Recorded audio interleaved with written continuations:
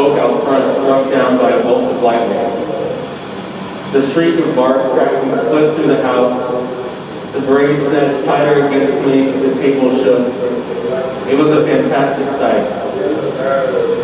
The fire that sat in the hall left over glowing steady for one whole night.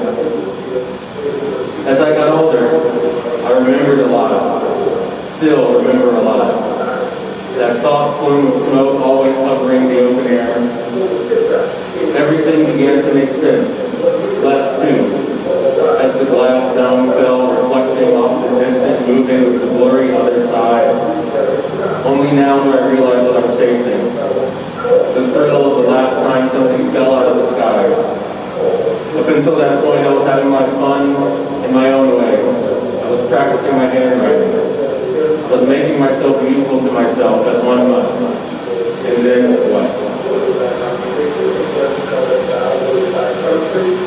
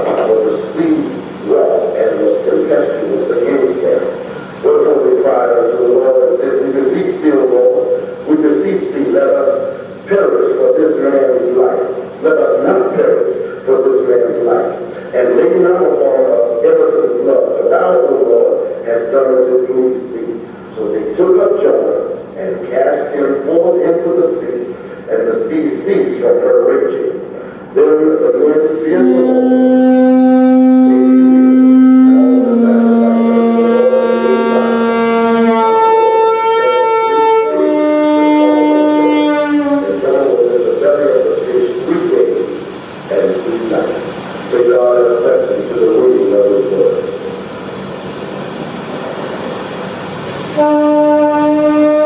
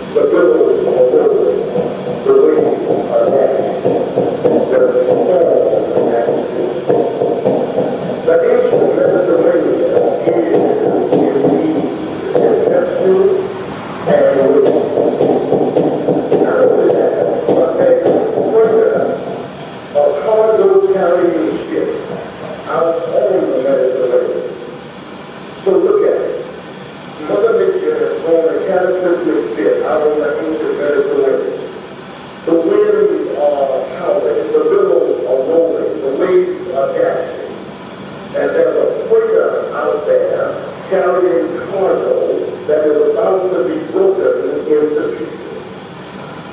On board the freighter is cargo that is for merchants awaiting various protocols in order that their businesses might continue and in order that their families might survive.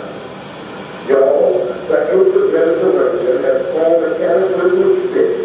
There is a freighter out there that's about to be broken into pieces. The freighter will be lost. It has a captain, and the captain will lose his investment. There's probably an insurance policy, and the insurance company will lose its investment. The captain is not alone. There is a crew on board, which means that the crew may lose their lives.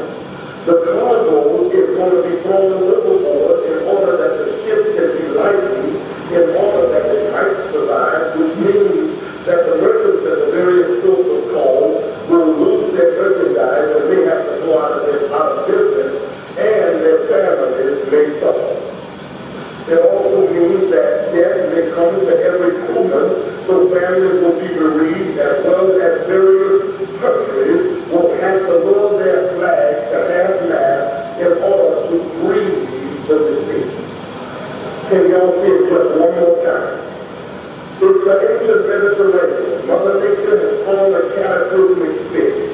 The winds are blowing, the waves are dashing, the billows are rolling. There's a freighter that's about to be broken into pieces. Cargo is going to be thrown overboard. Merchants will lose their merchandise. The crew may lose their lives. The captain will lose his investment. The word shoal has a number of meanings. Geological sources define it as the area in which the sea or the body of water becomes shallow. As a process, it is the movement of the ocean from greater to shallower depths. It is not the shore. It is a formation before the shore or offshore. As a location in geological formation, it is often described as a sandbar or coral reef. It is an accumulation of granular materials, sand, rock, and other, that through sedimentation create a bar or barrier that is difficult to pass and in fact a danger to navigation. As a geological unit, it is a physical place, a shallow place in the ocean before one arrives at the shore. When the ocean is at low tide, one might be able to wade from the shore beyond the break of the waves into deeper water or a trough to then come up very shallow water, where one can finally stand on sand again. Many who fish find the shoal to be an ideal spot, a school or gathering of fish, also sometimes described as a shoal, often gathered at the sandbar's edges to feed on vegetation. Thus, a shoal is a good spot for catching fish. While it is also used to describe non-geological matters such as a school of fish, the term is rarely used in humanistic terms, however. Defining and used after the 18th century, the word shoal is generally used in the form of a verb to describe how a ship or vessel slows down to navigate a rocky or rough seabed that has risen towards the surface of the ocean. As the waters become shallow, a ship will shoal to avoid running aground. Because these sedimentations of sand, rock, or coal are often imperceptible until they sink the vessel, the mysterious and shoal-filled ocean floor posed a problem for navigating the sea. As a sandbar, a particularly shifty formation, the soul can erode over time, drift, and eventually accumulate in another location. Its unpredictability exceeds full knowability, mapability, and in some senses it's what Sylvia Winter and Captain McKitcher call a demonic space. Because the shoal's shape, expanse, and density change over time, the shoal is as much a dynamic and moving set of processes and ecological relations as it is a longitudinal and latitudinal coordinate that cartographers attempt to fix in time and space. It is a mobile, always changing and shifting state of flux. As an ecological space, it represents an errant and ecotonal location made of both water and not water. Ecotones are classified within environmental science as a combination or medium of at least two distinct ecological zones. The shoal is liminal, indeterminate, and hard to map. Well, let me put it this way. There are a couple of reasons why Jonah did what he did. Jonah did what he did, first of all, in terms of just the outright rebellion against God, because he was the son of Amittai. Jonah did what he did because he was the son of Amittai. And who was Amittai? Jonah's son. Simple as. But societally, Amittai was a nobody. And in the Amittai was a nobody. His name was not on the society register. Amittai was not one of the big monthly months of the day. Jonah was probably a son who had an inferiority complex, or he suffered from low self-esteem. So in that his daddy was nobody, when the Lord tapped him on the shoulder and told him, I got a mission for you, he probably raised that question, why me, Lord, why me? And you know, a lot of us suffer from low self-esteem, but we suffer from an inferiority complex. Now, those are real psycho-spiritual illnesses, but there's another psycho-spiritual illness that we also suffer from, and I call it, y'all, generational egocentrism. Now, let me just explain to you what that is. A generational egocentrism, all it means is that the There is a shadow of the listener in every sound we make. The shadow of a listener printed in every MP3 has its origin in the history of psychoacoustics as an academic subject and in the history of a particular kind of imagined human subject within that field. Who is that human subject? Who chose humanity for others? Who chose otherness? But you gotta understand something, and I'm glad to share this with you today, and that is especially to the young people. If your mama and daddy is not somebody in the society, if their names are not on the society register, then you take what you do. You make something of yourself so that you can make your mama and daddy famous.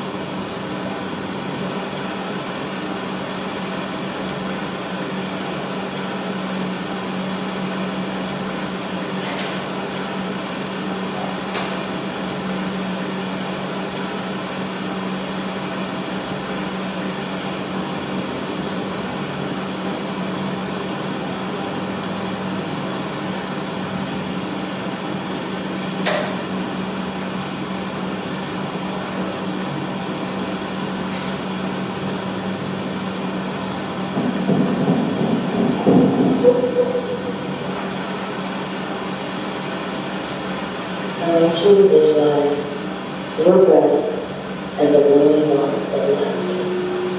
And take that glowing ball of light and place it in all the areas of your body where you may feel any tension. And as you let that glowing ball of light move around to all the corners, crevices, sides, angles, and spaces in your body, I want you to take a great deep breath in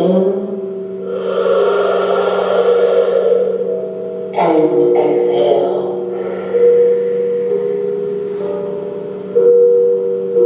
You can take this breath through your nose or your mouth, and again, inhale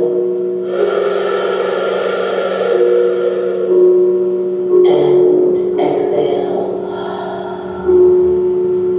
And as you take this last breath in together, I want you to hold it at the top before you allow yourself to exhale. And really visualize that beautiful breath that resonates and ruminates in your whole entire being. That glowing ball of light that is your breath. And let's inhale together. And exhale.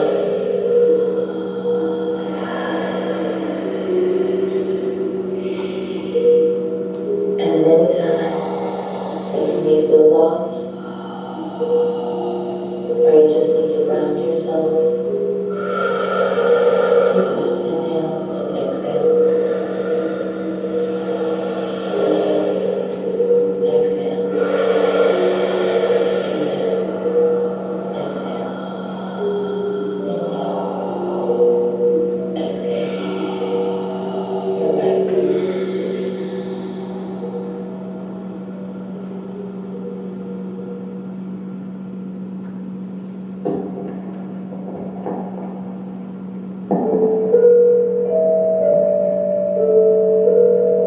The poems you heard were, the first one was from Monty Elizabeth and Sean D. Henry Smith from their book, Consider the Tongue. The second poem was Practice for My Birthday by Gabrielle Octavia Rucker.